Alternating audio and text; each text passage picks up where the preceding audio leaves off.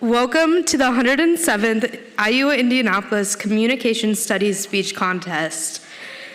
The first one under the name IUPUI Indianapolis. My name is Alyssa Taylor. I am the student director of the Speakers Lab, and I am also the student director of tonight's event. Before we get started, I want to go ahead and take a moment to introduce you to tonight's MC, Maggie Hoppel.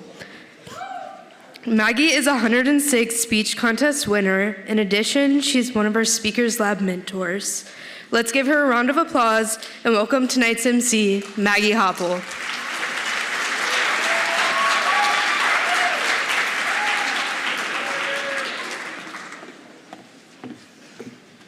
Hi everybody, I'm Maggie and I will be your MC for tonight's event. I am honored to have been chosen as the winner of the 106th speech competition.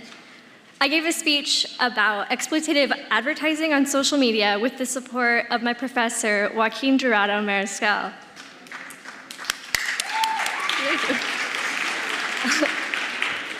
I'm so grateful for the opportunity to participate on that night and this one as well.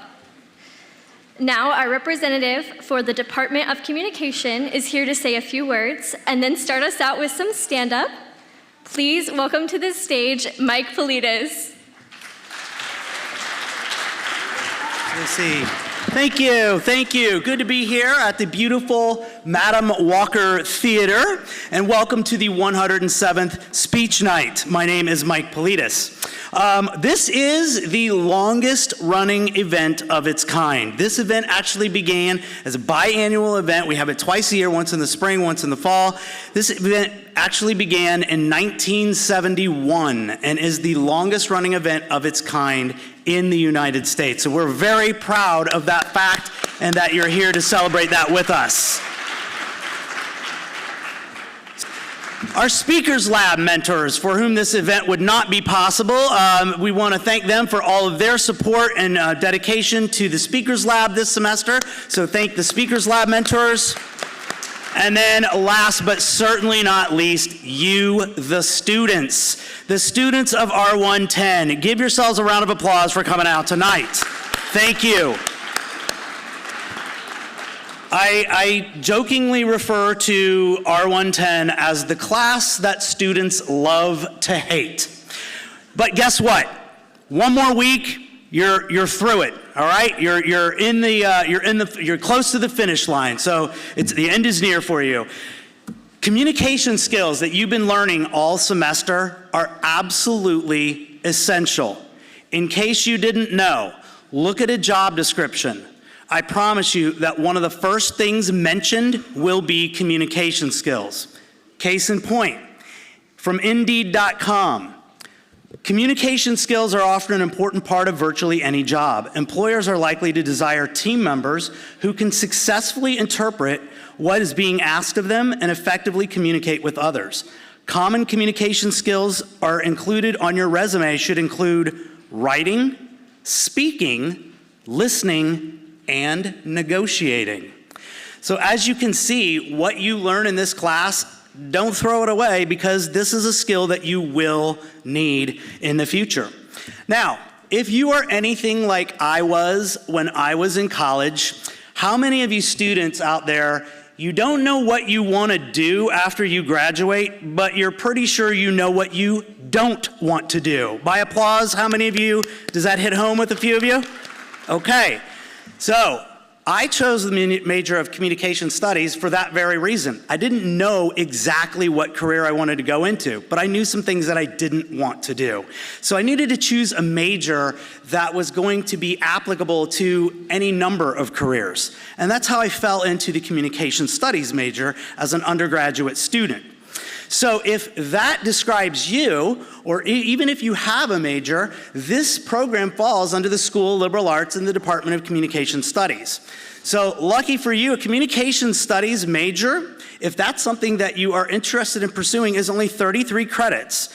A minor is only 15 credits, and bonus, R110 in some cases may count toward that minor. So that means of a 15 credit minor, you might already have 3 credits knocked out. So that is something for you to consider. If you're sitting there thinking, well, this is great, Mike, but I already have a major, that's great too, because guess what?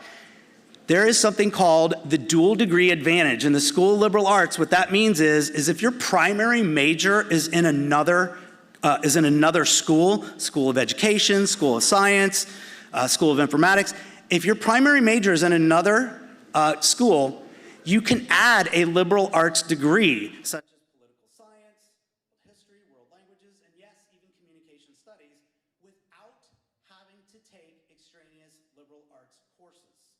So what that means is you would do your primary major in your primary school, add, for example, the communication studies major, and only have to take the comm courses. So that's the dual degree advantage. So ask your instructor about that. They can put you in touch with an advisor. Finally, we have a study abroad trip. How many of you have studied abroad or are considering studying abroad during your college career? Anyone? Few of you? Excellent. I highly recommend that. So the Department of Communication Studies, we have a study abroad trip to Poland in May. And what a wonderful and unique opportunity for students to embrace what travel can offer. So we actually have scholarships available that may afford you the opportunity to go at little or no cost.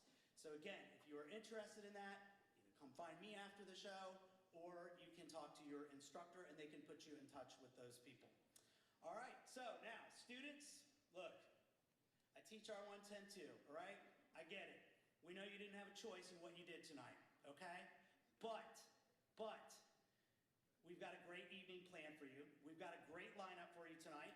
We've got comedy, we've got a speech competition, we have magic, and we've got the results of said competition where a scholarship will be won. So, give a nice round of applause for all of you for coming out to the show tonight.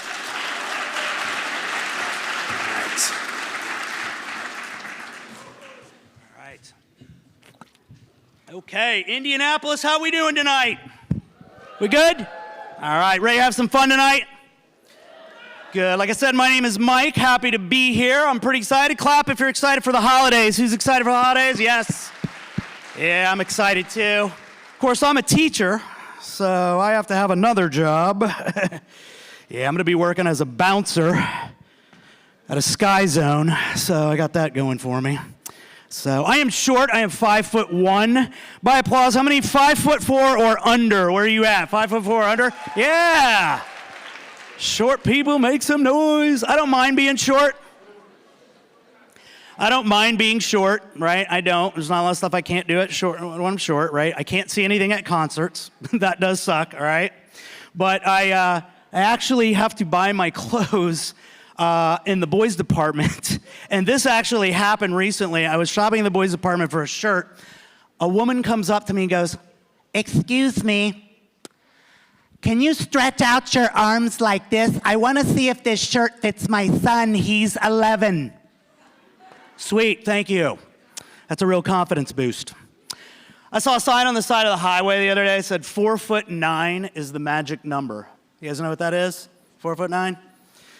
Legally, if you are 4'9" or under, you got to be in a car seat, okay? I know what you're thinking, right? Yeah, because that means legally, I am 4 inches shy of having to legally be in a car seat in the back with my kids, all right? So that's me. A lot of people find it amazing. I actually used to play college basketball. Yes, I played it on Nintendo and Xbox. Man, I was good too, I'll tell you. So, I was in marching band. Do we have any band people? Where are you at? Make some noise, band people. Yes? See, what did you play right here, like fifth row? What'd you play? Clarinet. What'd you play? The sound technician. Okay. All right. Yes. I played the cymbals. Yeah, I know. Haha. Right. I know what you guys are thinking. Like the little monkey going like that. Yeah. Hey, that suit gets hot. Let me tell you, right? Yeah, that's like the lowest of all the band instruments, isn't it? It's like the band directors got together one day. They said, you know, we thought about it for a while. We decided that, how do we put this? You suck. So we're going to ask you to bang these metal trash can lids together and look like a moron. That's what I did. Unless you had to carry the triangle. Anybody know anybody carry the triangle? How do you get jacked up for game day if you have to carry the freaking triangle? You know what I'm saying? Like all the other players are out there before the big game. They got their game faces on, all right? Trumpet players are out there practicing. Right? Drummers are out there practicing. Here's the triangle guy.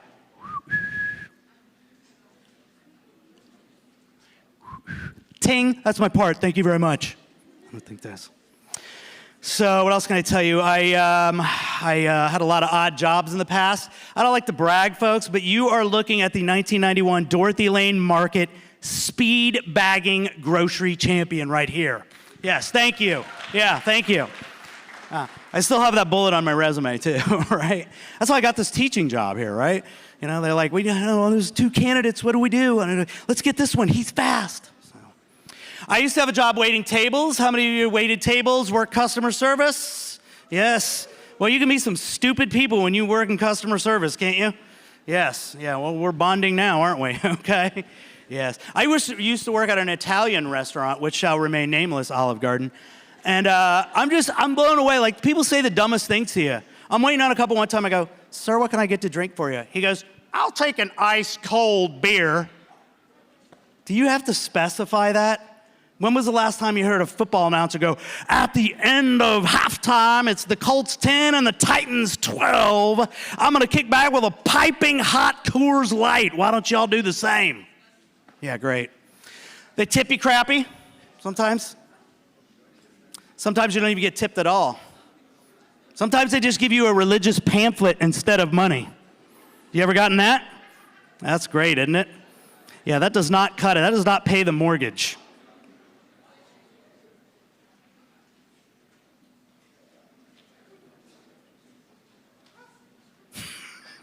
I just want to see how long it would take.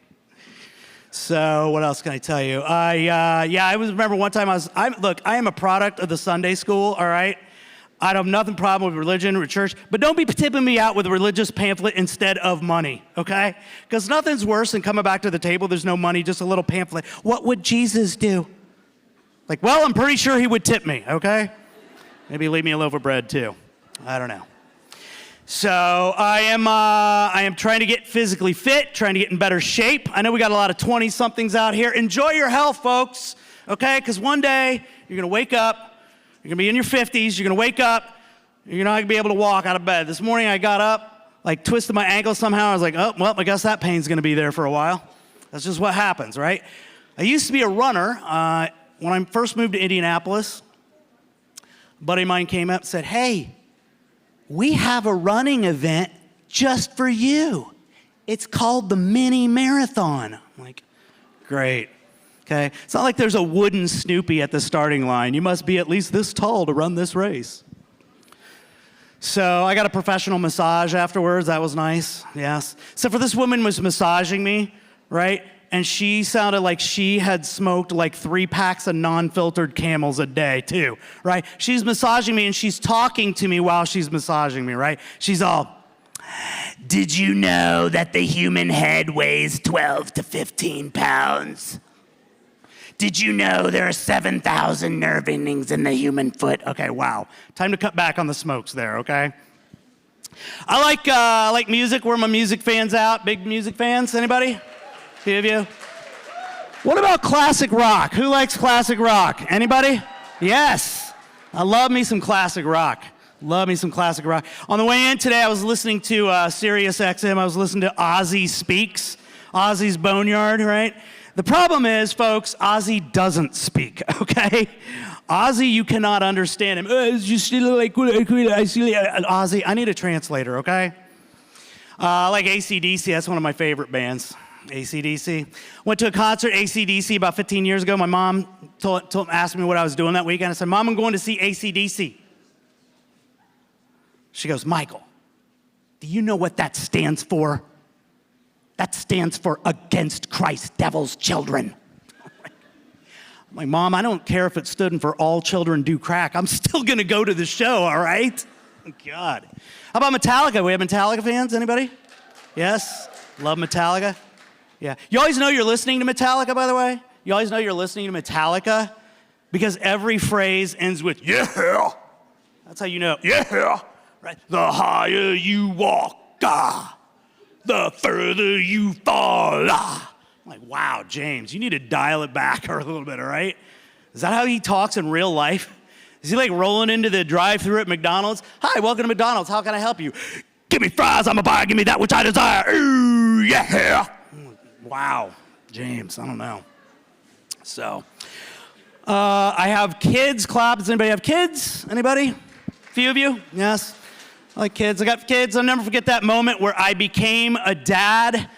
I'm feeding my kid. He's 2 months old. He's just slurping down the formula. I'm in the kitchen. He's slurping down the formula, right? I picked up the canister of formula. $22 for a canister of baby formula. $22, right? And he's just, I'm like, whoa, Todd, you ain't got to eat every day. Okay, wow. Yeah, next night I was cooking, wasn't paying attention. Knocked the canister of powdered baby formula all over the kitchen floor. Oh, you don't think that happened in slow motion? Yeah, right? $22. Like, I'm just cooking. Oh, no. Son of a gun. All right, it's all over the kitchen floor. I'm down on the floor, y'all, like a crack dealer with a razor blade going, oh, my God. My wife's not home. Maybe she won't notice, okay? No. What else? Do you guys think it's okay to spank kids? Is that okay? To spank kids? Is that okay? Okay, boy, we're bonding on that one. All right. Let's see. I told that joke a couple of weeks ago at a comedy club, and the guy in the back goes, yeah, get the extension cord. I'm like, wow, right? Dang, taking my jokes too far. So I found this out. You want to see kids get spanked? Go to Walmart, okay? Because that is where it's going down. These little kids, they want something, and the moms won't give it to them. Boy, the little kids got to turn on those sirens, don't they? Because they're like practicing in the aisle. They're like this. They're like this right here. Ma, can I have some? Ma, may I have some? Ma, can I have some? Ma, may I have some? Okay. Ma, how you doing? Good. Okay. Ma, I was just wondering, how's Dad? Okay. I was just wondering, could we get some free pebbles? I was thinking maybe we get some free pebbles, and then if we have some free pebbles, then we could just go and get them ready for breakfast, and that's it. She got, honey, we got Fruity Pebbles at home. They got to turn on those sirens like, what?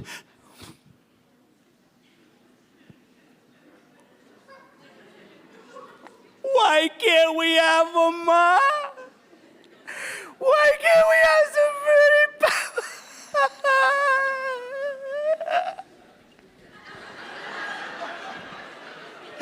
They got to do that little dance, right? What's the Fruity Pebbles? Why can't I have that?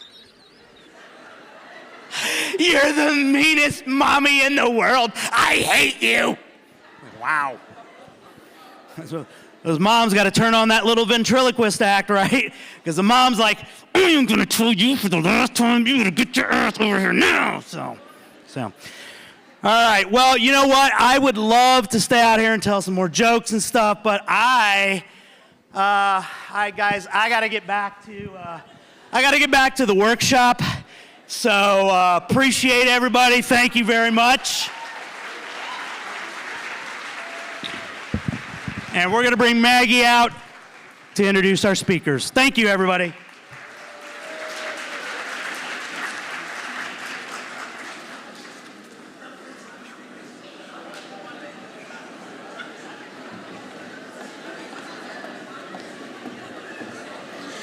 Thank you, Mr. Mike. Can we get one more round of applause for Mr. Mike, please? Thank you.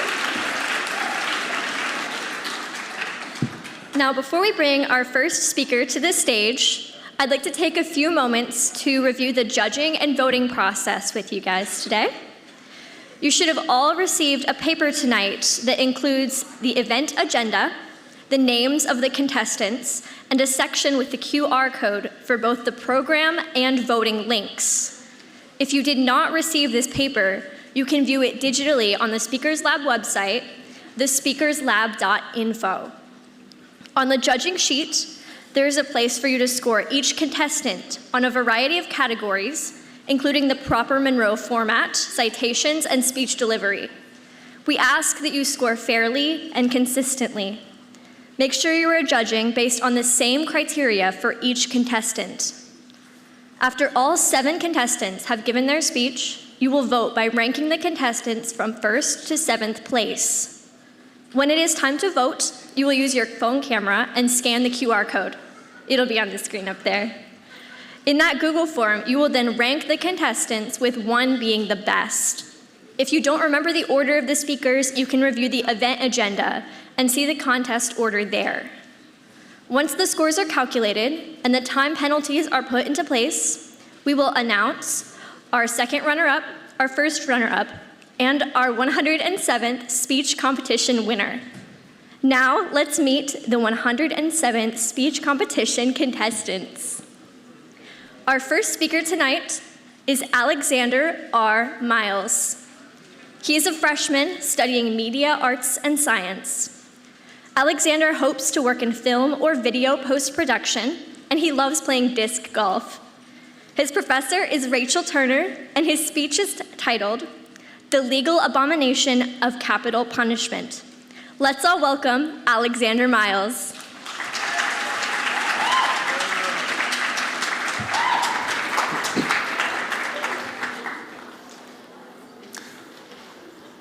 I'm going to go out on a limb here and say that no one in this room has ever murdered anybody. Now, that may be a bold assumption, but we all would like to think that if anyone here unlawfully took the life of another human being, they would be caught and punished for what they'd done. But just because you didn't murder anyone does not mean that you're safe from execution. As someone who is deeply disturbed by the idea of innocent people being put to death, I read half a dozen books and 10 times as many articles in order to write a thesis on the matter. But don't you worry, I have reduced and revised that thesis into this speech because it is imperative that one message is spread, this one statement that remained true throughout all of my research. Due to its cost, inaccuracy, and blatant bias, the death penalty must be abolished from the United States of America. 1,603 people have been executed since 1973. In that same period of time, exactly 200 people have been exonerated from death row, their sentences fully reversed, completely releasing them from prison. This is not a good thing. It sounds wonderful. It sounds like 200 innocent lives have been saved. 200 people who didn't commit the crime can go back to their families and live the life that was almost taken from them. That is true, but the louder truth is much more eerie and haunting. 1 in 8 people who were sentenced to death did not commit the crime. It is extremely plausible that 1 out of 8 executed prisoners were also innocent because the previous statistic only accounts for the mistakes that were both caught and overturned before it was too late. We know not the true number of innocent people who suffered from the legal equivalence of a viper's bite, slowly being asphyxiated by toxins that paralyzed them, preventing them from voicing their agony and their innocence. We know not the true number of legal blunders that have been made, unforced and unpunished errors that led to the death of a human being. Undeserving people die not just because we make mistakes, but because the system is inherently unfair. A doctor named Michael Swango, who attempted to poison 60 of his patients and admitted to killing 3, according to the National Library of Medicine, received life in prison because his lawyer negotiated a plea bargain for him. Meanwhile, a 19-year-old named Johnny Joe Martinez, who drunkenly stabbed a man at a gas station, and upon doing so, immediately called the police while weeping and admitted to everything, was executed as quickly as the system would allow him to be. This was not due to the severity of their crimes, nor due to how remorseful they were, but rather due to their financial statuses. You see, Swango was a doctor, and he could afford a good lawyer, whereas Martinez was 19 years old, and he could not. If you can't afford a lawyer, it is constitutionally mandated that one will be appointed to you. But that state-appointed lawyer doesn't have to talk to you. He doesn't have to respond to your letters or answer your calls or talk to you at all. He can even fall asleep in court, but since he passed the bar exam 20 years ago, he's considered legally competent. These are the faults of Johnny Joe Martinez's state-appointed attorney, and they got him killed, as outlined in David Ardow's book, Executed on a Technicality. These faults are why a young, remorseful man died while a maniacal serial killer still lives. You may argue that all killers should die, not just because they deserve it, but also because you don't want your taxpayer dollars going to keeping someone alive in prison for the rest of their life. That is a valid argument, but unfortunately just does not make financial sense. According to a study done in California, reported on in 2011 by the Los Angeles Times, California had spent $5 billion on death penalty trials and executions since 1977. Those $5 billion resulted in the deaths of just 13 human beings. They were spending more than $384 million per execution. And the issue is that this number is not just a blanket cost, but rather it is the calculation of how much more they spent than they would have had they merely footed the cost for life in prison. If you think that we should reduce the length of the trial, maybe down to just finding out if someone's guilty and then giving them one appeal, then I must remind you of the previous statistics. We are currently convicting the wrong people at least 13% of the time.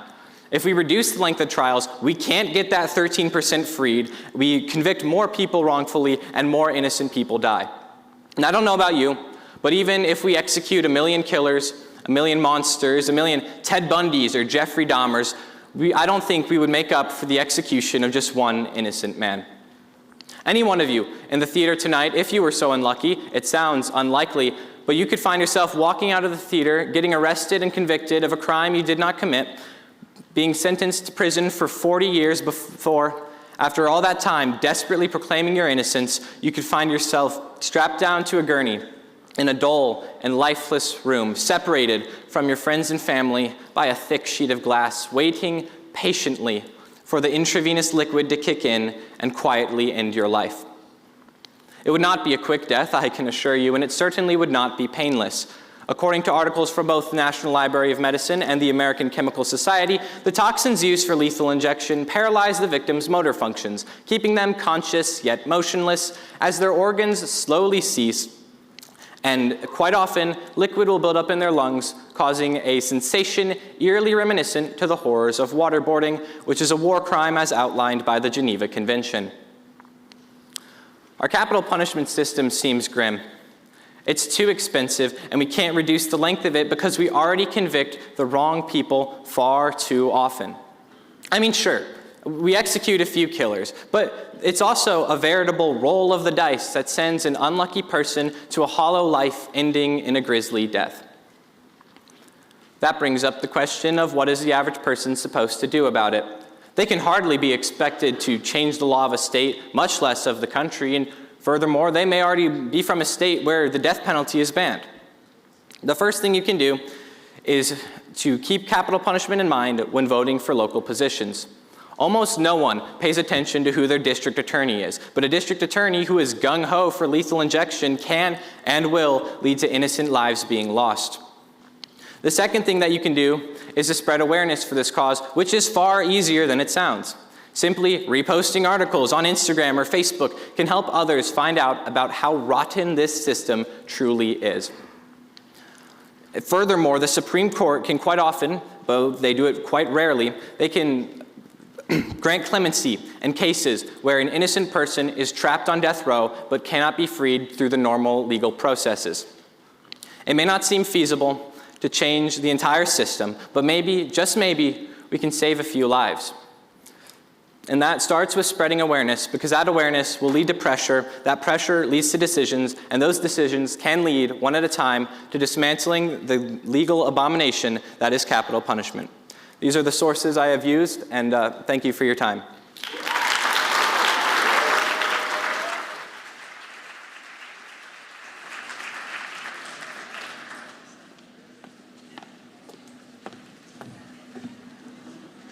Our next speaker is Anna Bullock.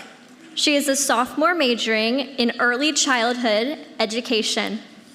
After graduation, she hopes to become a kindergarten teacher. She enjoys sewing and crafting. Her professor is Scott Black, and her speech is titled, "End the Pain." Let us all welcome Anna Bullock.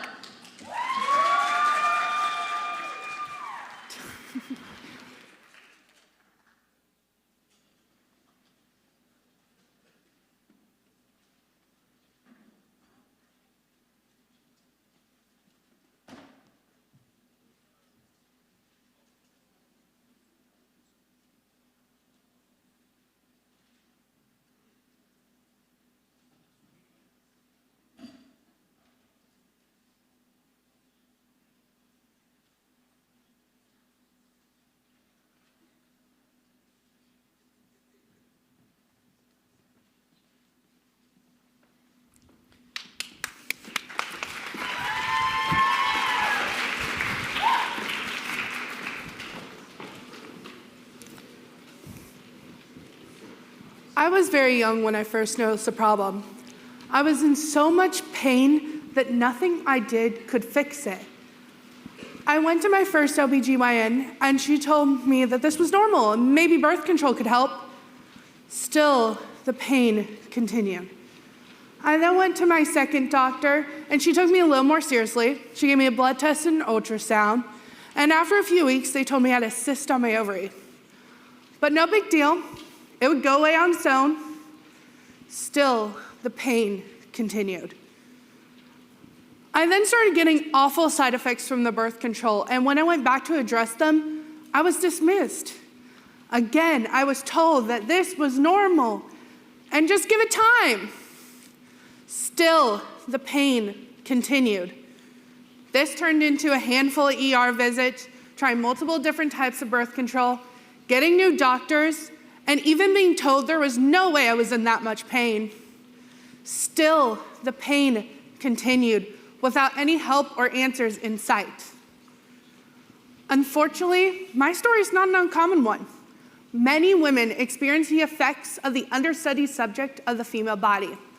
And this isn't just a female issue, as everyone has a mother, a sister, a daughter, an aunt, a grandmother, a friend, a partner, or even a wife who they don't want to see suffer.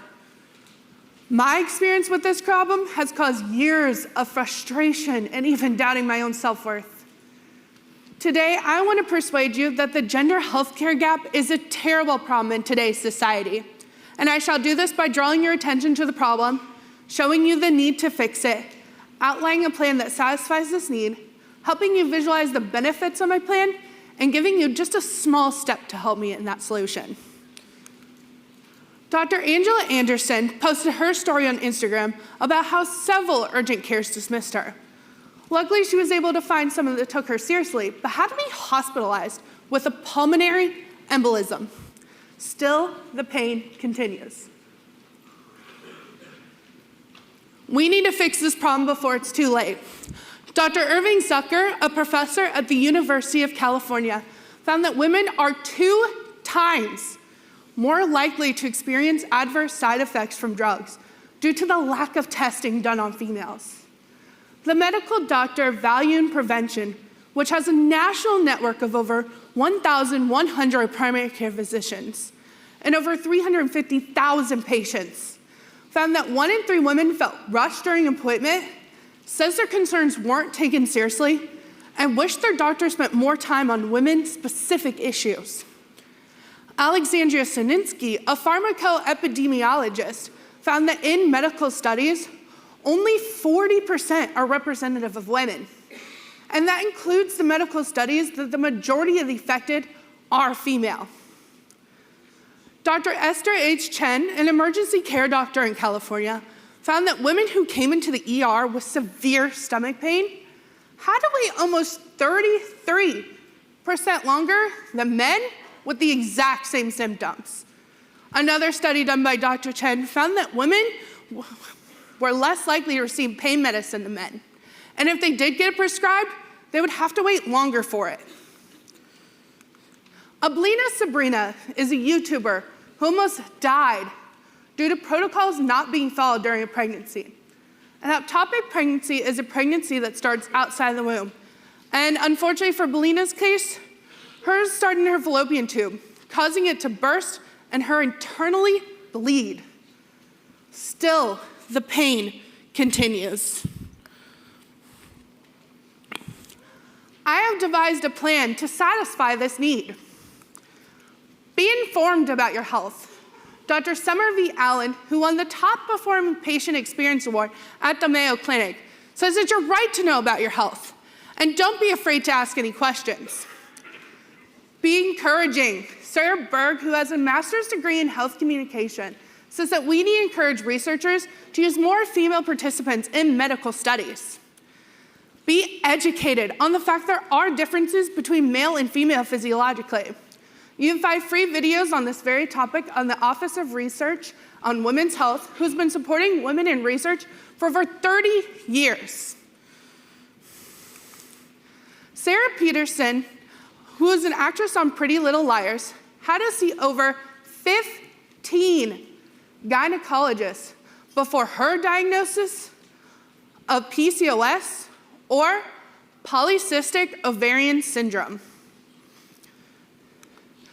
Now let me help you visualize the benefits of my plan. Being informed about your health won't just keep you at your best. It also forces the medical professionals to be honest and thorough with their diagnosis. Being encouraging will help more females be included in medical studies, thereby closing the gap in the drug industry, making prescriptions safer for everyone. Being educated on the fact there are differences between biological sex will help close the gap on the care given to everyone. Oh, did I go too fast? Eleanor Clughorn, for 7 years, complained of difficulty breathing and leg pain before her diagnosis of lupus. All these women behind me face discrimination based on the fact that they have another X chromosome instead of a Y. Still, the pain continues. One small step that you can do today to help me in this is schedule a doctor's appointment with your primary care physician, ensuring you've created a patient portal for easier access to your health information and your care team. If you currently don't have a primary care physician, using websites like HealthGrades can help you find the perfect one for you. Today, I hope that I persuade you that the gender healthcare gap is a terrible problem in today's society. And I did this by drawing your attention to the problem, showing you the need to fix it, outlining a plan that satisfies this need, helping you visualize the benefits of my plan, and giving you just a small step to help me in that solution. I was lucky enough to find a doctor who finally listened to me. She told me I had PCOS, but unfortunately they don't know much about the condition. All that can be done is to control the symptoms. I was so thankful to finally get some answers, but I had more questions in return. Like, will I ever be able to start a family? How will this affect me in the long run?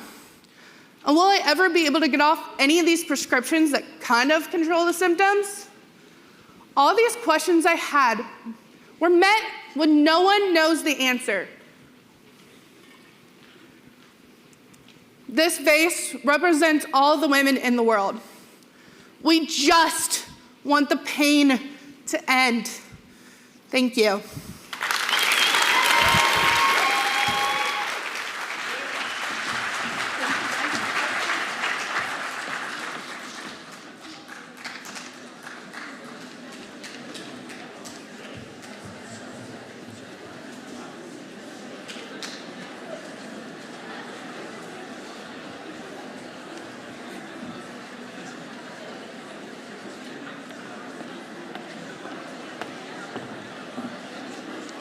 Our third speaker is Mutombo Mutombo. He will be a freshman next fall. Mutombo enjoys jazz music and is a portrait artist. His professor is Ernest Agorde, and his speech is titled AI and the Future of Work. Let's all welcome Mutombo Mutombo.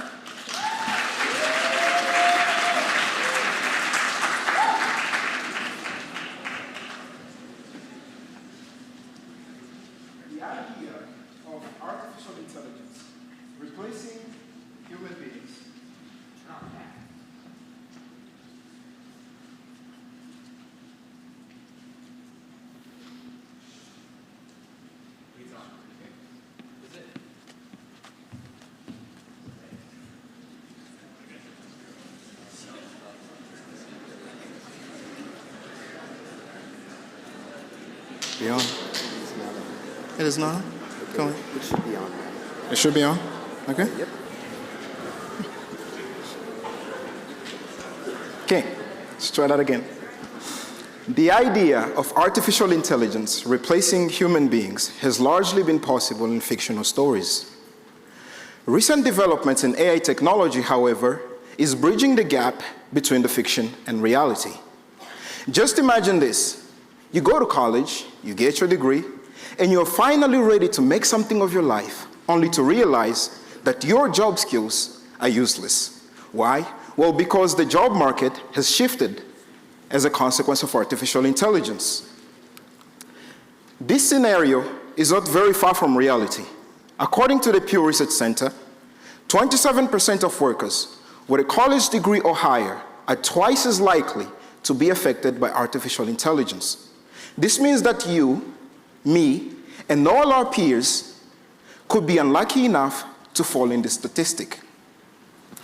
I recognize that I am affected, which is why I've gone ahead and done the research on the effects of artificial intelligence and the future of work. With that in mind, I'll talk about the problem of AI job replacement. I'll propose a policy solution, as well as what we can all do to have a better outcome.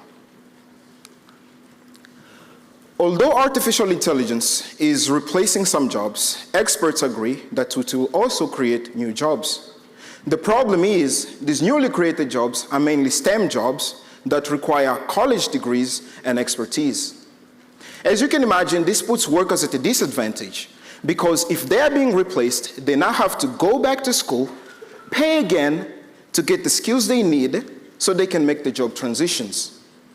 According to the McKinsey Global Institute, the required job transitions in the United States alone could reach up to 12 million. This is a huge number, and if we do not have a solution, it will result in massive unemployment. The problem gets even worse. Let's say you have a great career, and you think it's AI proof. Well, that's not the case anymore, because according to the Harvard Business Review, the average half-life of most job skills is now less than 5 years. This means that even if you do manage to go back to school, or even if you are in the STEM fields, the skills that you earn will be irrelevant in less than 10 years. How many of you would like to go back to school after 10 years? Right. And let's not forget, there are people out there, some of you might be in the audience, who work low-income jobs and cannot afford to go back to school to get the skills that you need. What will happen to you? What happens to me? How do we make sure that we are all taken care of? Well, this is where my policy comes in. See, I am proposing a policy that requires companies to retrain their employees to take up new positions within the company before replacing them with artificial intelligence. For example, let's say a company is planning to replace 2% of its workforce with artificial intelligence. Because the AI is coming in, right, the company might also want to expand its AI and management departments. The employees who are being replaced can then be trained to take up these new jobs instead of just being replaced and fired. So this is the main solution. So let us look at the benefits when the solution is implemented. Well, first, there is no cost to the employees because the company is taking the financial burden of retraining. Second, there is better job opportunity and there's better job security for the employees. And we all know that better job opportunities is good for the economy. So it's not just a win for the companies, it's not just a win for the employees, but it's also a win for the companies because they will be benefiting from a functional economy. To properly visualize the success of this policy, we can look at Amazon's Machine Learning University, which according to the Harvard Business Review, has allowed millions of Amazon employees with little to no experience in the field of machine learning to become experts. This is why I believe this policy will be successful, because we have real-world examples as well as success stories. So now that we have a solution, as well as we know what it's going to look like, it's time for action. Well, we have to understand, though, that bureaucracy is slow. Policies take time, but we can all have a hand in speeding up the process by taking some action. Here is a QR code that you can scan that will take you to a petition that is addressed to Congress, and the aim of this petition is to protect workers against the abuses of artificial intelligence in the workplace. This is the kind of action we need to take. Some other things we can do on a personal level is to be as proactive as possible, because your future depends on it. The first thing you can do is to go out and research as much as you can about artificial intelligence and how it affects your specific job field. You can start by going to the US Bureau of Labor Statistics, where you can look at career projections as well as the risk of automation. Another thing we can do, which applies to education, is to improve our communication skills. Because to be better able to communicate with artificial intelligence and get what we need, we have to understand human communication. This is a skill that will continue to rise in demand as the future progresses. Now, artificial intelligence is here to stay. So we might as well embrace it. If we can't do anything to change it, we might as well adopt it and use it to our own benefits. In the words of AI expert Andrew Ng, those who refuse to use artificial intelligence will be replaced by those who actually choose to use artificial intelligence. So choose wisely. Thank you.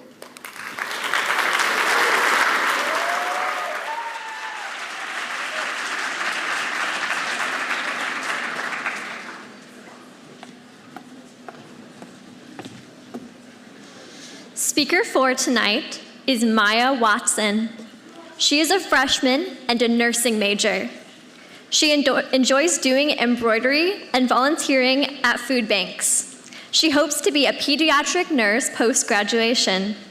Her professor is Vincent Fela.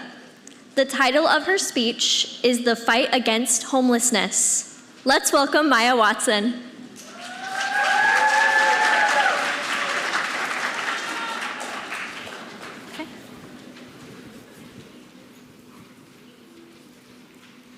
Jory and his cousin were cutting up and throwing snowballs across the street. It was January of 2008, and the city was experiencing the coldest winter on record. Jory packed a tight one and let it fly across Arthur Avenue, hitting a car's windshield. The man, angry, got out of the car and chased Jory and his cousin back to the apartment. He kicked down the door and broke the lock to it. When the landlord saw this, Arlene and her children were evicted from the apartment. They were only there for 8 months. In Evicted by Matthew Desmond, he discusses the state of poverty in America. And through Arlene's story, he is able to tell us that it is easy to lose a home, but it is almost impossible to find a stable place to live. In Indianapolis alone, 1,701 homeless people were counted in Indianapolis, and that is a 5% increase from last year. That is according to the Coalition of Homeless Intervention and Prevention. Clearly, it's a growing problem in Indianapolis. And as someone who has studied as well as researched numerous topics of resources and statistics on homelessness, and someone who participates in sociology class, I can say with confidence that through volunteer programs and government intervention, we can reduce the amount of homeless people in Indianapolis significantly. But let's talk about why people become homeless. Through chronic addiction, chronic conditions, as well as economic instability, we can see that people become homeless. Disabilities are found prevalently in shelters. According to the National Association to End Homelessness, more than half of the people compared to the general population found in shelters will be disabled.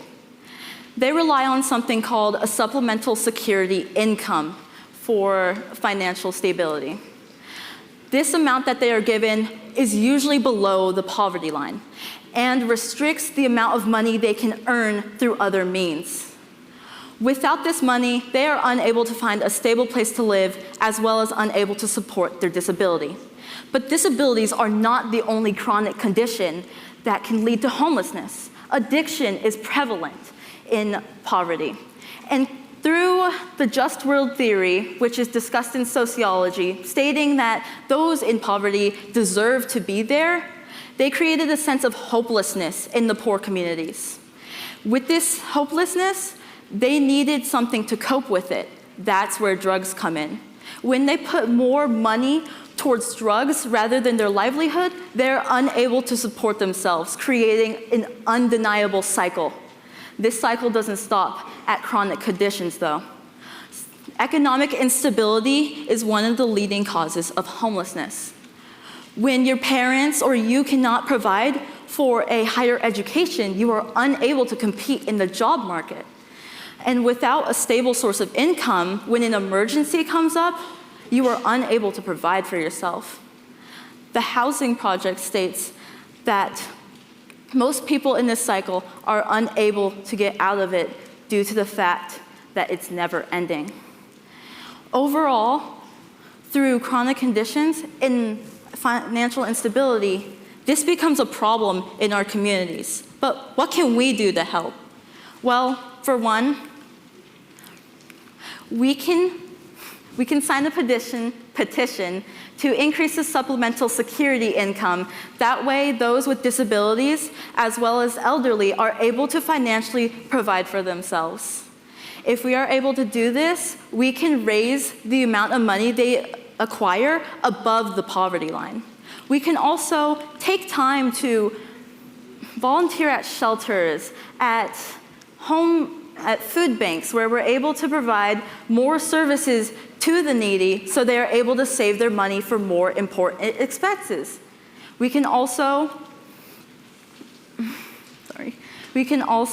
rely on CHIP.org, the Coalition of Homeless Intervention and Prevention, to continue financially supporting the Housing First program, which is supported by the IHDCA as the first evidence-based housing crisis solution.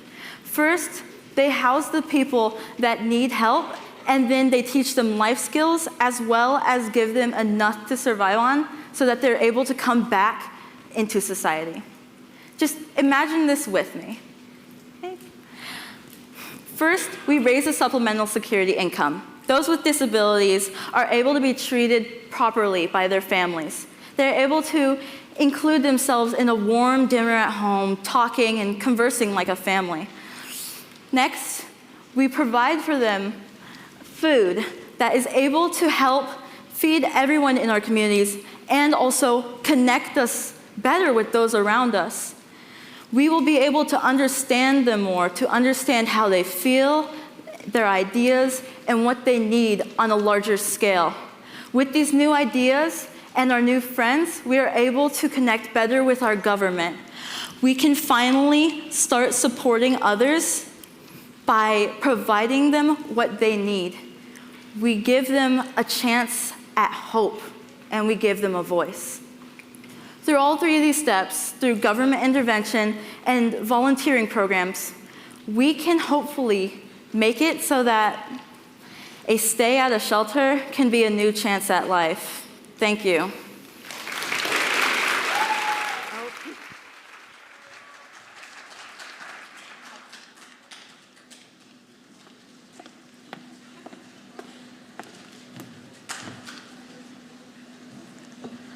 Our fifth speaker tonight is Salsabil Kudora.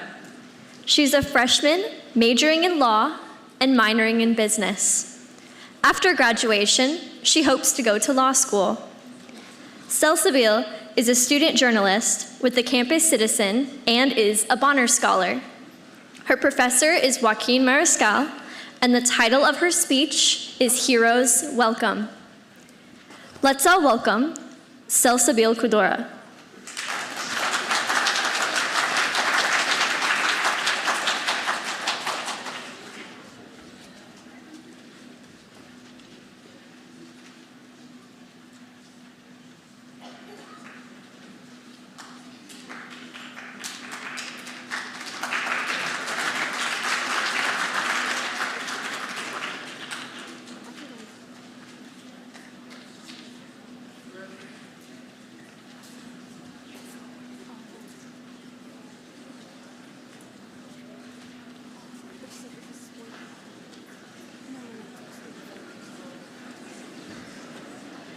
48.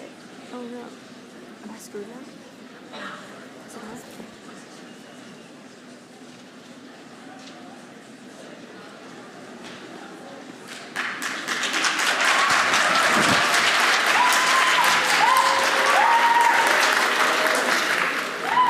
Let's play a game of word association. I'll say a word and you can visualize the first image that comes to mind. Let's begin. Flowers. You got it? How about stars? Okay. Now what if I said illegal immigrants? For many, it's a stereotype. Rapists crossing the Mexican border, radical Arab terrorists, Haitians who are eating the cats and they're eating the dogs. Hide your pets. Contrary to that, the correct word association for illegal immigrants would be the Puritans who came to America in 1630. They were immigrants who crossed oceans to escape persecution and seek new beginnings. But to the natives already living there, they were illegal. They appeared, they crossed their borders, they occupied their lands, they took their resources, their livelihoods, and their freedoms. But in our modern world, these Puritans are celebrated as heroes. While immigrants and refugees who seek asylum in our country are looked at as criminals and aliens. Many of the descendants of the Puritans seem to have forgotten the fact that their ancestors were immigrants. So why do they wage a war of hypocrisy against modern-day immigrants and refugees who seek a new life in our country? We must ask ourselves, is the passage of time sufficient for some groups of people to forget where they come from? Or is it the narrow self-interest and bigotry which glorifies some immigrants for their race, but criminalizes others for theirs?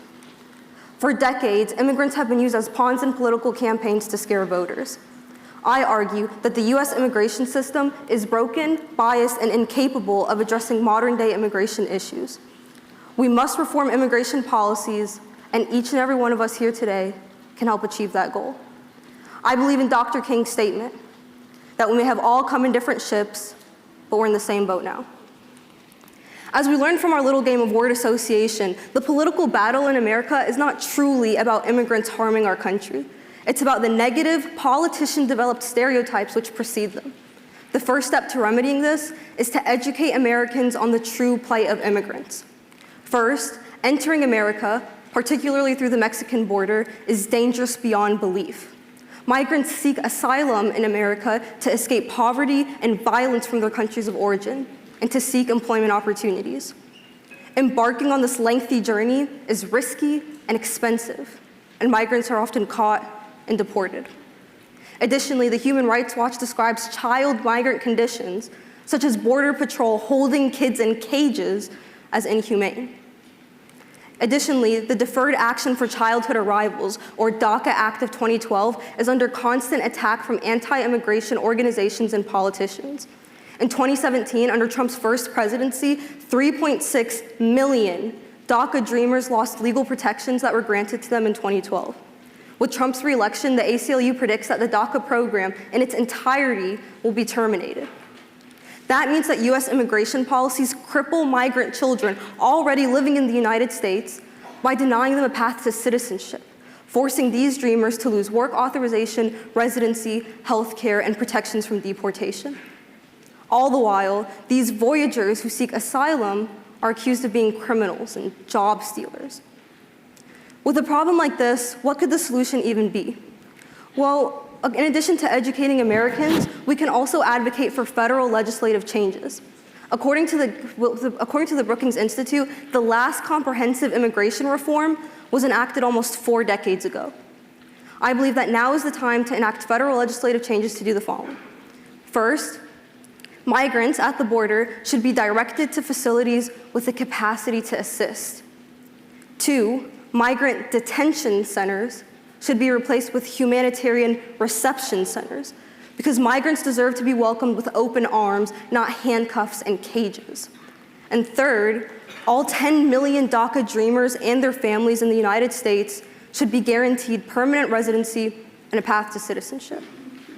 With my proposal, the benefits are clear. Immigrants and refugees will be treated with the humanity that they deserve. Additionally, America's workforce and economy will strengthen. According to the US Chamber, workforce participation remains below pre-pandemic levels. We are missing 1.7 million Americans from the workforce as compared to February of 2020. Immigrants can fill in this declining population and contribute to the workforce in the United States. And with my proposal, is plausible with appropriate funding. According to the US Council on Foreign Relations, America, just in the past few years, has spent over $310 billion funding global military wars. These billions could have solved a number of issues, starting with and including a comprehensive immigration system. So, what can you do? Well, the first thing that we can do is vote, mobilize, advocate, and testify for the cause. If you scan this QR code, you'll see who all of your elected officials are from A to Z, so you can reach out, express your concerns, and demand action. In addition, you can go on social media right now and follow organizations like the National Immigrant Justice Center to support their work. I would like to conclude with a story of one immigrant. An immigrant who came from Palestine to America before he was 20. He grew up in a war zone to a poor but loving family. He came to America with empty pockets but a dream of a quality education. As he gained his education, his first job was at a gas station. He continued his education, settled down, got married, started a family. He was in New Orleans with his wife and 3-week-old newborn baby when Hurricane Katrina hit in 2005. This new family lost everything. They became homeless, and they evacuated to Texas. It was then that this man, this immigrant, decided to dedicate the rest of his life to public service. So later, he came to Indiana with his now family of 4 in hopes of gaining his greater education and fulfilling his newfound purpose. That man, today, serves as the first and only Muslim Palestinian in the history of the state, lawmaker in the history of the state of Indiana. The only Muslim and Palestinian lawmaker in the history of the state of Indiana. Who would have thought that a poor kid from Palestine could go from hearing the sounds of bomb sirens and machine guns to hearing the sounds of laws being passed in the State House? That man, that immigrant, is brave. And that man is a hero. That man is my hero, because that man is my father.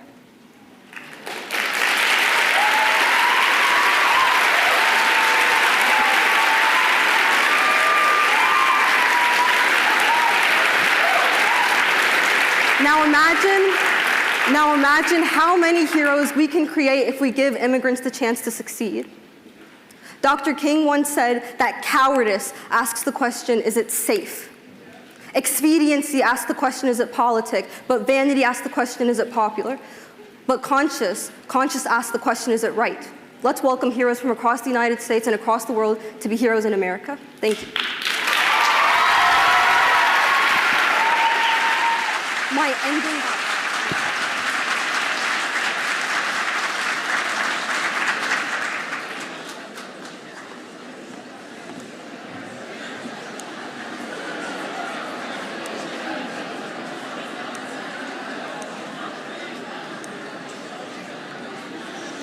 Our sixth speaker of the evening is Dami Olufemi.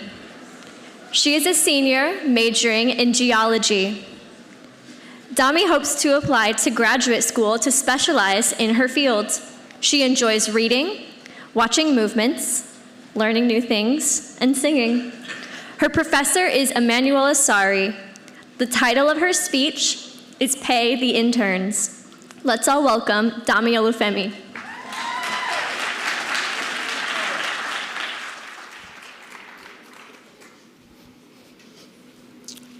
Let me ask you all a question. Who here would love the opportunity to intern at the company of their dreams while juggling classes, a job, and other personal responsibilities, only to take home a whopping $0? Nobody? I don't see any hands. Okay. Well, the reality is that many of you here at some point will experience the burden of an unpaid internship, especially one that's a degree requirement. You see, according to the National Association of Colleges and Internships, 47% of internships in the United States were unpaid. As a child of a master's student who balances unpaid internship with late night shifts, I have witnessed firsthand how much stress an unpaid internship causes. Looking ahead, I know that I will not be able to afford an unpaid internship either. And that is why I'm here today, to advocate for fair compensation for every student here. Unpaid internships perpetuate socioeconomic and academic inequality, and it is time for us to demand that the state and the university require companies to pay interns. For many students, internships are a compulsory part of their degree. For others, it's a stepping stone to the career of their dreams. Imagine Tony, a hard-working college student who was forced to turn down an offer for his dream role after learning that it was unpaid, simply because he cannot afford to work for free while paying for rent, paying off student loans, and other essentials. Without pay, students like Tony are left choosing between these essential experiences and fending for themselves. My mother is a Master of Social Work student who must complete an unpaid practicum for her degree while being the primary provider of a household of 6 people and also working late night shifts. You can imagine how hard that must be for her. But unfortunately, she has no other option. I'm sure many of you here will agree with me that many students would love to intern. They provide real-life experiences, and employers also look out for these experiences when hiring. According to a survey published in Science Direct, university graduates with internship experience are more likely to be invited for a job interview compared to those without experience. However, many students that would love to intern cannot afford to because of financial limitations. Data from a pilot study by the National Survey of Colleges and Internships shows that a substantial amount of interns, non-interns that they interviewed, wanted to but could not. And the top reason they gave was financial limitation. Many students are also somehow made to believe that unpaid internship will increase their chances of being offered full-time employment. No, but we know that from a survey by NAC in 2020, students who took paid internships or co-ops are more likely to be offered full-time employment and a higher salary offer than students who took unpaid internships or co-ops. Without pay, we're excluding capable students from these opportunities, and we are further reinforcing existing socioeconomic divides. For thousands of students in here and outside the world, unpaid internships are an obstacle preventing them from achieving their career goals. To tackle this problem, we need to implement clear policies that mandate companies to pay interns.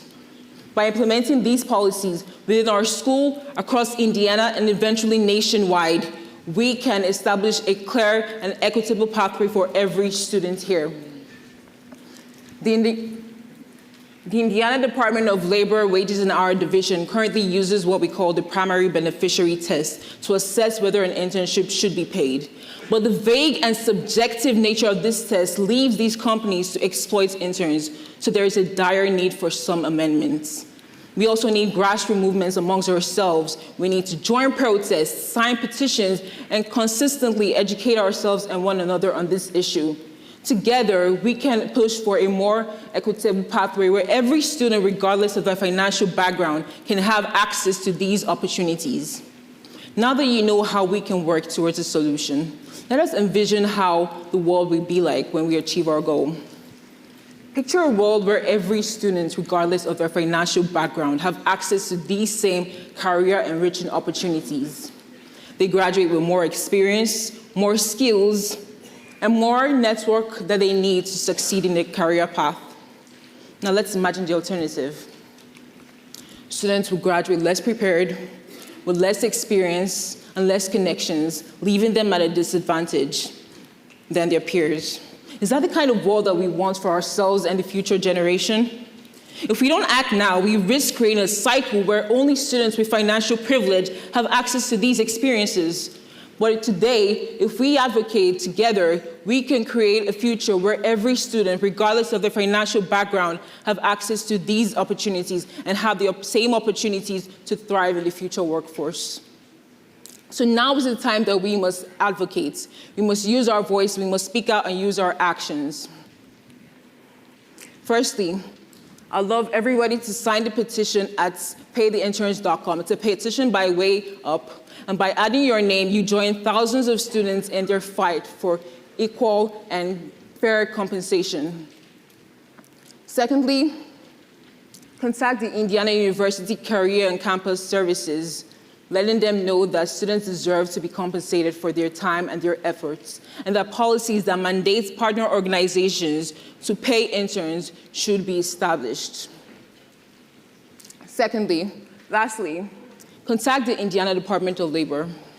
Let them know that students deserve to be compensated, to establish legislative policies that require these companies to pay interns. From my speech so far, you know how urgent it is for us to advocate for internship, for paid internship. You know how we can work together to achieve it. So now is the time that we must use our voice and work together to achieve it. Like Carlos Vera, the founder of PayOurInterns.com, used to say, unpaid internships are not just going to magically go away. If somebody somewhere or an institution is benefiting from it, it's going to stay. And that's why it is up to us to use our voice and advocate. Using our voice now can redefine fairness for an entire generation. So we must continue to speak out, we must continue to tell people, we must continue to sign petitions and join protests. Every student here deserves a chance for paid internship. Let us build a world together where every student, regardless of your financial background, regardless of your course, your major, have access to these same opportunities and experiences in order for you to have a successful career. Thank you.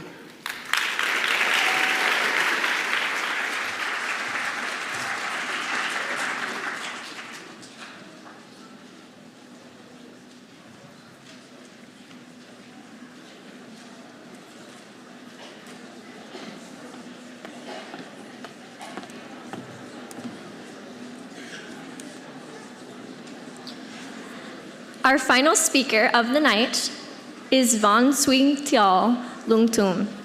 She's a freshman majoring in management and marketing.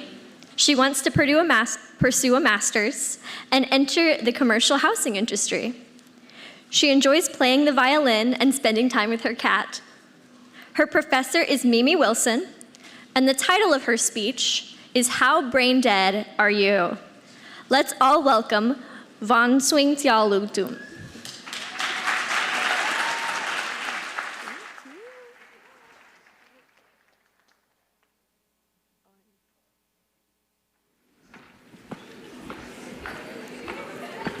All right, hi. Good evening, everybody, and I'll be your last and final contestant for the night. Now, I understand that you guys are all probably tired, maybe hangry, and you definitely need to lock in for finals, so I'll try to make this as effective and as memorable as possible for all of you. Oh my gosh, okay. So, right now, can the audience please do me a favor and pull out your phones? Very quick and easy, simple task. I know all of you have one, so let's get that out for a second. Now that you have your phones out, please go unlock it and go into the Settings app on your phone. Now, whether it's an Apple, Android, Samsung, we all have one, so let's just get onto it. Now, specifically click on your screen time. I know I'm calling some of you out, but please bear with me. Okay, so now that you're on your screen time, I can go ahead and start first, but my screen time is looking at, let's check. 9 hours and 44 minutes, so no, don't plot to that. But can the audience please do me a favor, and maybe some of you guys can raise your hands and share your screen times. Is that okay? Right over there, in the pink. 5 hours and 46 minutes, good job. Okay, you right there. In the white beige hoodie. 7 hours, okay. Anybody from upstairs? Right there, you right there. 8 hours? Oh my gosh, okay, I guess I'm the one to beat. Let's see one final one. Let's one final one. Right there? Guys? Go ahead. One more time. 11 hours? Oh my gosh. Okay, so from what it sounds like, we are definitely not locked in. It's finals times, guys, come on. So, truly today, I understand that it might just be for all laughs and jokes, but really, what are we doing on our phones? What social media, what app is causing us to just consistently go back to our phones and disengage from the world right in front of us? So truly today, my question for all of you is, how brain dead are you? Now, according to Exploding Topics, teenagers ages 15 to 19 have an average screen time of about 7 hours and 22 minutes. And from what it sounds like from the crowd, we are all doing an amazing job, well, some of us, at not exactly meeting that daily limit. Of course, good job.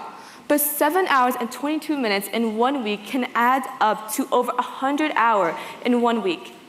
That's insane. 100 hours each week are dedicated to the virtual life right in front of you, rather than the one right in front of you. Oh my gosh. See this right now? We are surrounded by literal art and learning experiences everywhere, even in my presentation. But of course, I can see right now, just from this section, there's about 5 of you on your phones, which is sad. Now, I'll go ahead and move on to my first point of talking about Indiana Senate Bill 185. I understand that we're all fresh out of high school, but this is very much real, and it still takes place right now. Basically, Indiana Senate Bill limits technology usage during class time. So what does this mean? What does it look like? Basically, while you're in class, no phones. No burr, zing, ding should even prompt you to even reach for your phone out of your backpack, because in doing so, you are essentially breaking the law. I want you to take a second to grasp that for a second. By touching your phone, you are breaking the law during class time. But of course, it is not as severe as it seems. If anything, it has proven to have more positives than negatives. I can say for right now that my little brother, Boyle Sanlungtum, and I will name drop because he's not able to make it tonight, he went from being a straight C student to being straight A's and B's. Heck, he might even make it to the honor roll this year. But of course, this is something so positive that I have seen only because of Indiana Senate Bill 185. Without this, my little brother would have never been able to make it to where he is today. He truly does enjoy learning now. And right now, his high school life has proven to be more beneficial. What does that look like? So, in Beech Grove High School, a survey was conducted after by National Public Radio, which showed a lot of positive benefits. For one of them, there was less drama reported by students. I mean, can you believe it? What's high school without drama? I felt like every single second I was in there was always, oh my gosh, Catherine said this, or oh my gosh, Megan wants to fight somebody. Like, what? What is going on? But literally, with Indiana Senate Bill 185, we have reported to seeing less drama. Consequently, that leads to less violence. Beech Grove High School reported that there was less violence ever since Indiana Senate Bill 185 was passed. Now, I want to share a personal doctrine with you today, and it might sound a bit bizarre, but it is very much real.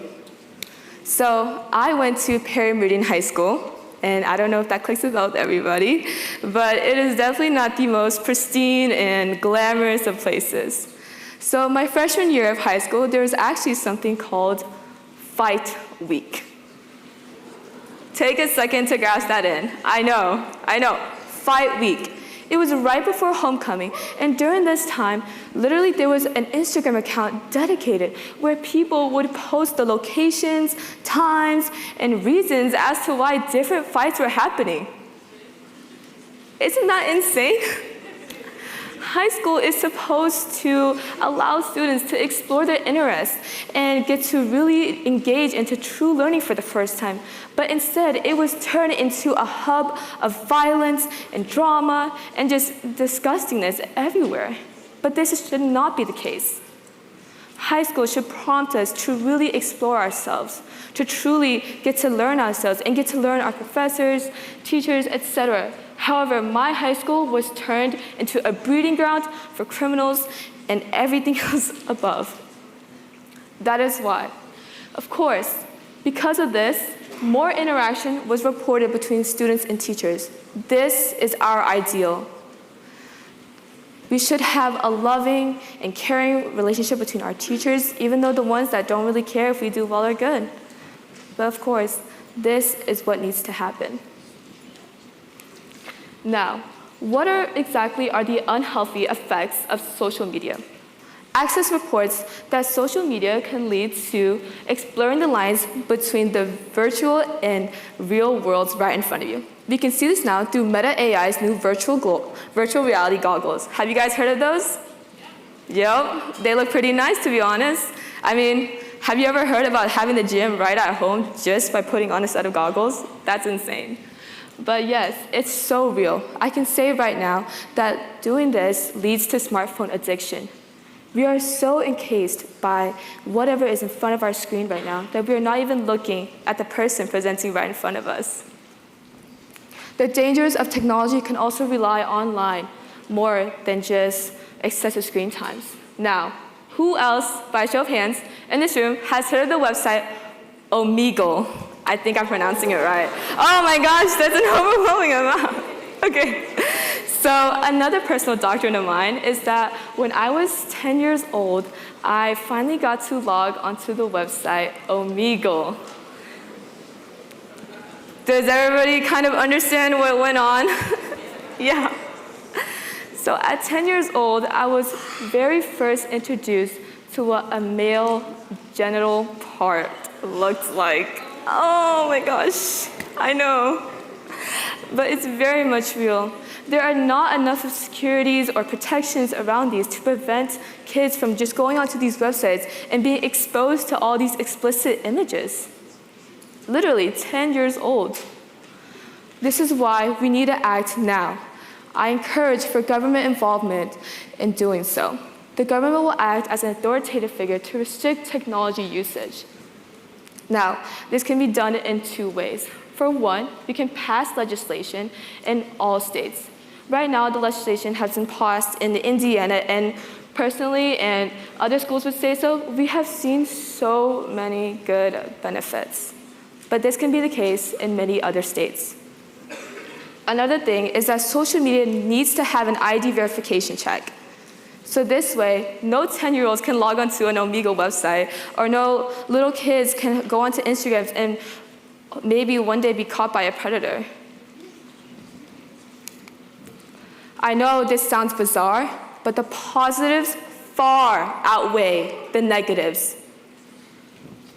So what can you do? We are talking about saving lives. What can you do? Save lives. Eventually, before you know it, your phone that you're on right now can cause you to become brain dead. Biomed Central states that technology is the leading cause of death between adolescents ages 15 to 19. The screen that you have right in front of you can eventually cause you to literally die. And I want you to take a second and grasp that. How insane have we come to? So what can you do? Of course, encourage government involvement. That's what this is all about, is it not? You can literally start right now, pull out your phones if you want, and start with Apple's screen time limiting. I have personally done this myself, and sometimes I do fail here and there, but you know what? Sometimes when I have to log in, it definitely does work miracles. My screen time goes down to about 4 to 5 hours each day, which is what some of you guys have right now. But then, of course, you can always contact your senators, contact your legislators, anybody who can reach out and do the actions that we need them to do. Because right now, we are not just simply talking about, oh my gosh, I was on Instagram too much today, or how many posts did my likes get? No, we are literally talking about saving lives. So truly, my question for all of you here today is, how brain dead are you? Thank you.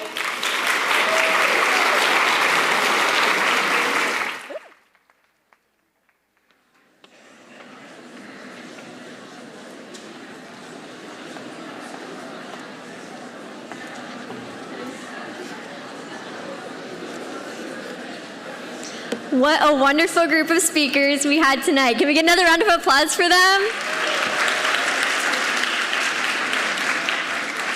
As we begin the voting portion of our speech contest tonight, we remind you all to rank all contestants 1 to 7 and use the QR code that is in your event agenda sheet.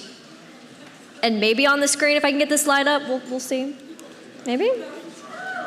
Maybe not. Here we go. There it is. Yes!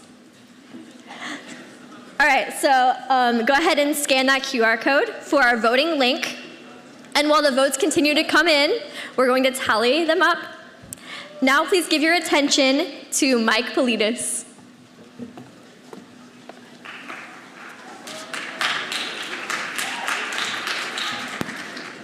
Okay, folks, our featured entertainment tonight. Your performer, you may have seen him on the CW Network's Penn and Teller Fool Us.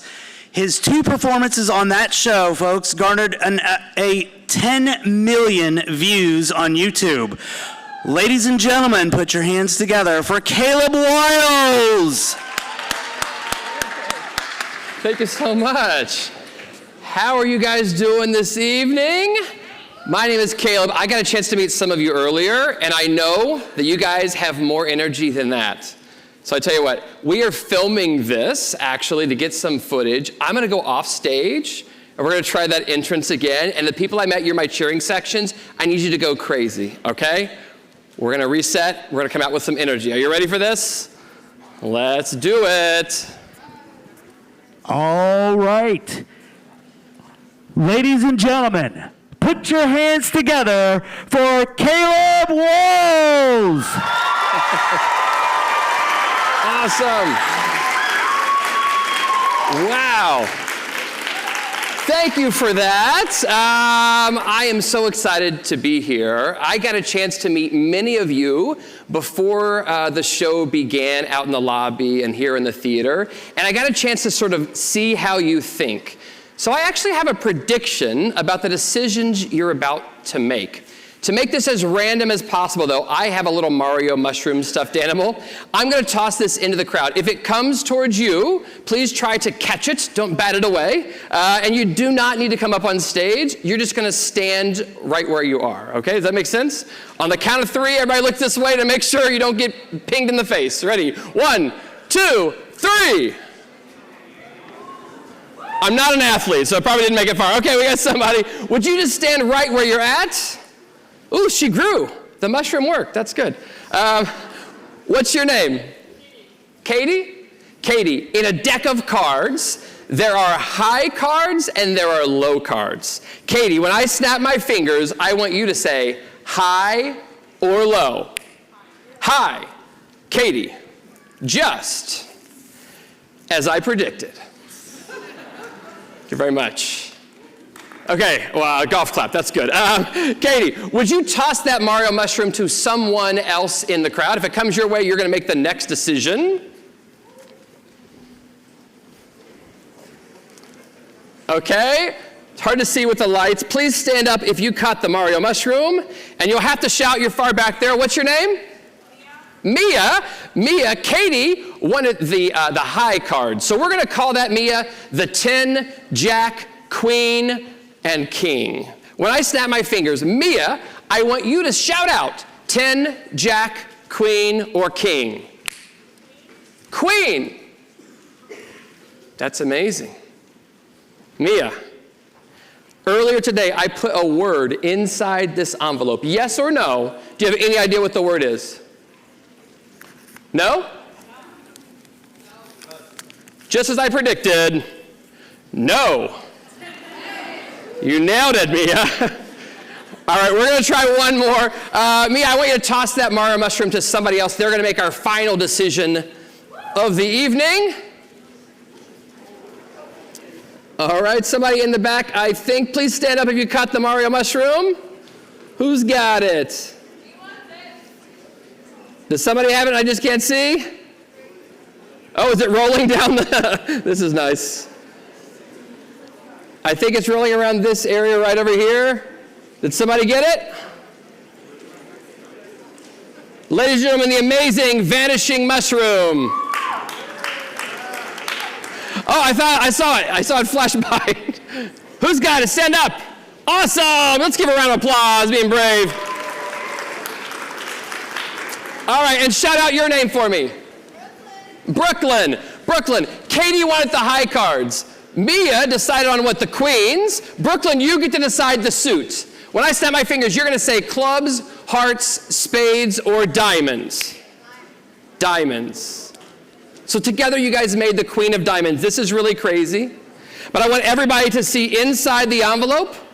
I have a prediction. Can you guys see there's one playing card here in the front row? One and only one playing card.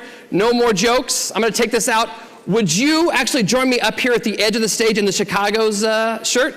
You don't have to come all the way up. Just join me right up here at the front. I'm almost afraid to show this to everybody. I'm just going to show it to you.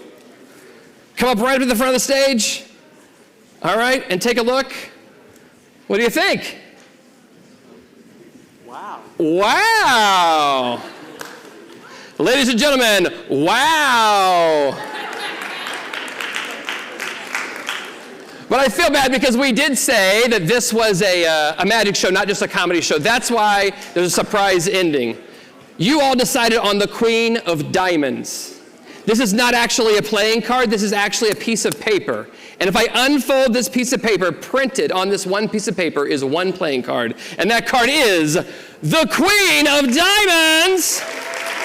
Whoa. Let's give it up for my volunteers. That's pretty amazing. All right, we're going to try something else here. This is going to involve everybody in the room. I want everybody right now to clear your mind of all thoughts, and I want you to think of the first fruit that comes to mind. Think of the first fruit that comes to mind. Do you have one? Do you have one?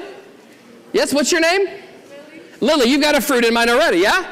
Okay, don't tell me what it is, Lily, but in my pocket, I have a fruit I brought along with me. It's a lemon. Everybody in the audience, I want you to imagine you've got your own lemon. So hold up your invisible lemon for me. I promise it'll be worth it. This is a little science experiment to show you how your brains can trick themselves. Everyone see the lemon? Imagine you've got your own lemon. Now I want you to imagine that you've all got a knife. And I really want you to do this. We're going to see if we can influence your brain in a cool way. Everybody imagine cutting open the lemon. And feel in your brain the juice running down your arm.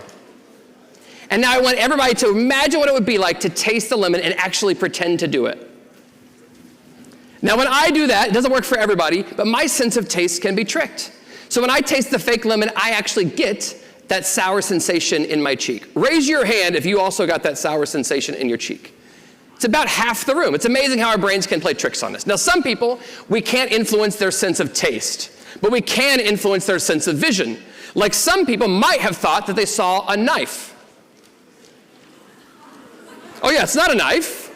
Can you guys see that over there? It's actually a fork. It's just a fork. But it looked like a knife. Your brain filled in the gaps. Now some people, the silver kind of throws them off and they saw the fork from the beginning, but yellow tends to fool them. They thought they saw a lemon. Raise your hand if you thought you saw a lemon. Oh, that's almost everybody. That's perfect.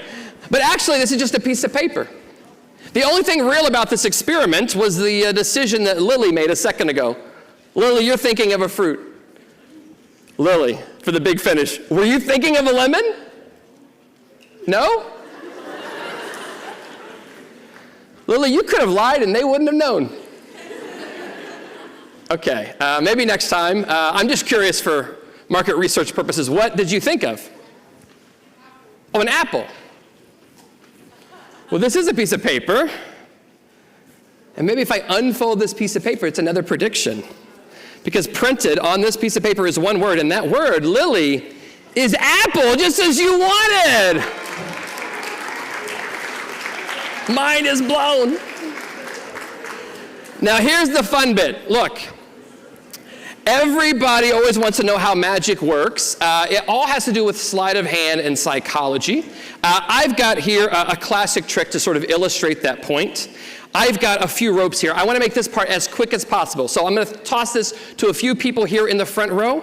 You, ma'am, would you catch that for me? Perfect. Maybe you could take one as well. I just want you guys to examine the ropes and make sure, I'll toss this to you as well, make sure they don't stretch. They're not rubber bands, okay? They don't have magnets hidden inside them. They're just pieces of rope. Okay, you'll notice I tuck the edges of the rope into the end, so there's a little bumpy on the outside, but they're not magnetic or anything like that. Does everything look on the up and up? Okay, perfect. I'll take that back here.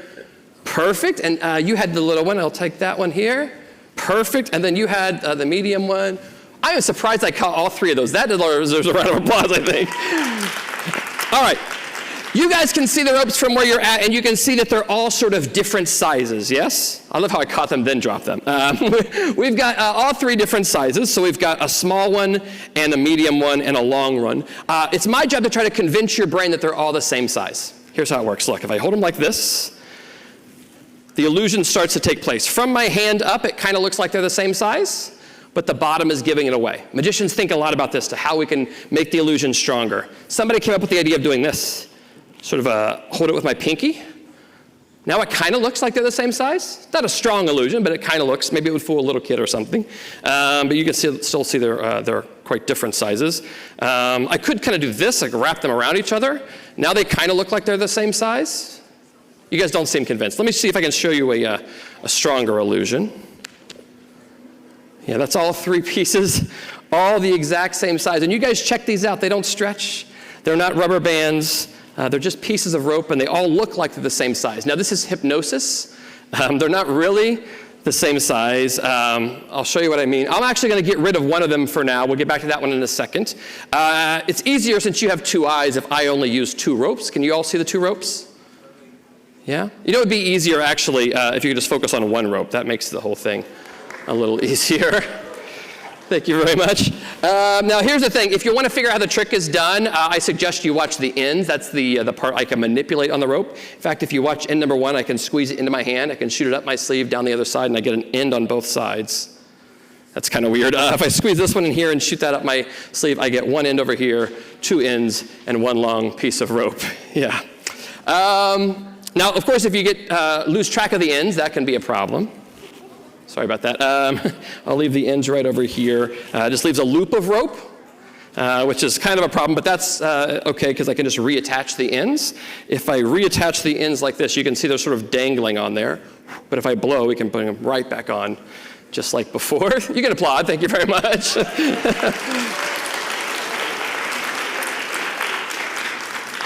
Now, if you find the ends too confusing, you'd have to split your attention between both ends. So maybe you could just watch the middle. After all, there is only one middle.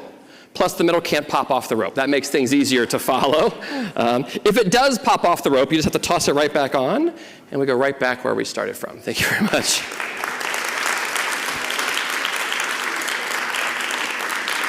Now, I told you this is hypnosis. Right now, it looks like one piece of rope. In fact, if we go back in time, we can cut that into two pieces of rope. In fact, if you go back to the very beginning, I had three pieces of rope. And I had three people in the audience examine them. We had one piece that was a small piece. It looks the same size as the other ones now. We had a medium piece. That one really didn't change size, if we're being honest. And the long piece, though, it looks like the same as the other ones.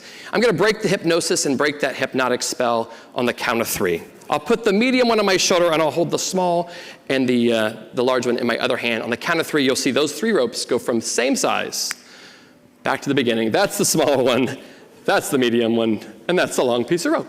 Thank you so much.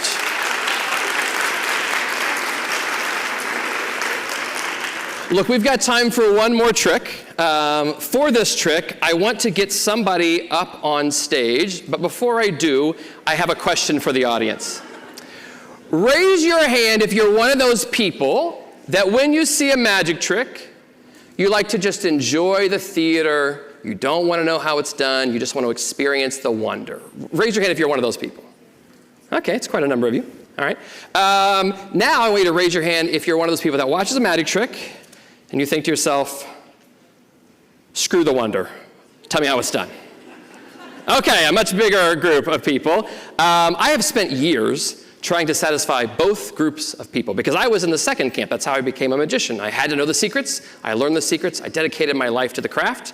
But tonight I have a trick that's gonna satisfy both people, because I'm gonna perform the trick, then I'm gonna explain how it's done. We'll get somebody up in the front. Would you mind helping me out?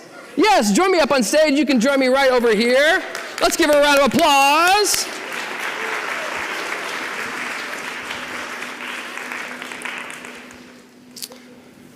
Perfect. Awesome. And your name? Bobby. Bobby. Thanks for helping out, Bobby. I'm going to do the trick. Okay. And then I'm going to teach you the trick. Now, you're going to get a little bit of a different view, so you're going to learn the trick a little earlier than they do, okay? So for this trick, we need a handkerchief. Everybody can see the handkerchief. Bobby, I'm going to place the handkerchief in my hand. I'll roll my sleeves up to make it fair. Okay. I place the handkerchief into my hand just like this. You can see it at the very last second. But when I snap my fingers, something amazing happens. Bobby, that handkerchief changes to an egg. And the handkerchief flies through the air and lands way over here inside my pockets. Wow, that's so cool. It's a good trick, yeah? All right. I'm going to explain how this trick is done. Basically, you need a couple of objects. Okay, first of all, you need a handkerchief. I'm going to place the handkerchief sort of hidden away in my pocket. So you stuff that deep down inside your pocket. Okay. You also need an egg, Bobby. Is that a real egg? It is not a real egg. You may have guessed. Yes, this is actually a wooden egg. It's painted white to look like an egg, but it feels good. Yeah. But the secret is on the other side. I don't know how many people are going to guess this, but on the other side, it's hollowed out. Do you see that, how it works now? So I actually have two handkerchiefs. One of them starts in my pocket. The other one goes into the egg. Oh, there's two eggs. Aha! Yeah, so we have a duplicate. Now so you can see the egg has got the hole in it. I'm actually going to walk you through the whole trick yourself. What I want people in the audience to do, I want you to grab out your cell phones. Don't start recording yet, but in a moment, I want you to record this. We're going to make Bobby go viral. We're going to perform this trick together. You're going to play it up like you're amazed, and they're going to play it up like they're amazed, and it's going to be incredible, okay? Are you guys ready for this? All right. So everybody got your phones out? Okay, perfect. All right. So, Bobby, I've got the same props for you. So you're going to stand right here. Perfect, just like that. Yep, so here I have a handkerchief. This is the extra handkerchief, so put that handkerchief in your pocket. Yes, don't record yet. We don't want the people at home to see the secret, okay? Then you also get the fake egg, so the one with the big hole in the middle. So hold that in your left hand, and you want to position the egg with the hole on the uppermost side, but you want to hide it in your hand, so maybe like this. Oh, so they don't see the hole. Yeah, and make sure the hole sort of leaves right there because you're going to put it in through your thumb, okay? So sneaky. And hold it like this. Okay, make sure that's rotated because you're going to put the handkerchief right there in a second. I got you. The only thing I'll give you the hint on is once the handkerchief is inside and you show everybody the egg, make sure you don't show them the whole side. So you're going to show them the other side and keep it up against your chest. That way people from the sides won't see the back. I got you. Okay? Don't All right. think it turned into an egg. And they're going to think it turned into an egg. So here's the other thing you'll need. You'll need a handkerchief. Okay? So far, we are doing great. Now, here's what I want you guys to do. You're going to record this. Again, don't press start until I say go. When I say 3, 2, 1, action, you're going to start to record it. We're going to try to do the performance together. You'll act like you're amazed, right? Okay. And then I want you guys, when she turns the handkerchief into the egg, I want you to go crazy. Okay? All right. And then you can keep recording after that. All right? So everybody understand what we're going to do? All right. So hide the egg so they can't see. Okay. Got it. Perfect. Hold your hand maybe like this. Wait. Like this, like this. Just hold it like this. That way they won't see because you don't want people to see from the edges. Okay? All right. Are we ready? Yeah. Get your cell phones out. Here we go. 3, 2, 1, action. Hello, everyone. My name is Caleb Wiles. I'm a magician here with my new friend, Bobby. Bobby, you are going to perform a magic trick. How wonderful. This is going to be amazing. Bobby, I want you to take the handkerchief, place it inside your hand. Yep, poke it in your hand, just like that. Yep, poke it all the way in. Yep, keep poking it all the way down, deep inside your hand. You are doing fantastic. Now, here's the magic part. Once the handkerchief goes inside your hand, perfect. You are going to wiggle your fingers. Wiggle my fingers. You're going to snap your fingers. And you're going to show everybody that the handkerchief has turned into an egg. Whoa! It's amazing. Bobby, what happened to the handkerchief? Reach inside your pocket. Look inside your pocket.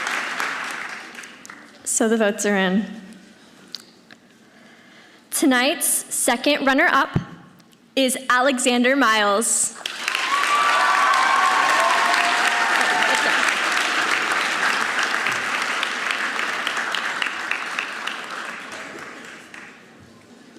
Tonight's first runner-up is Mutombo Mutombo.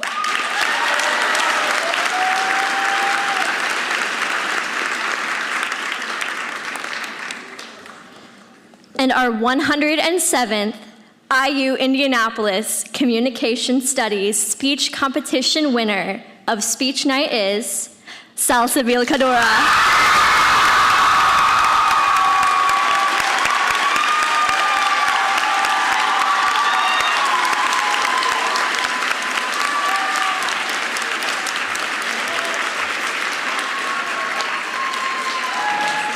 Thank you all for supporting our contestants in tonight's event, and thank you to everyone involved in making this event happen tonight. Have a good night, everybody.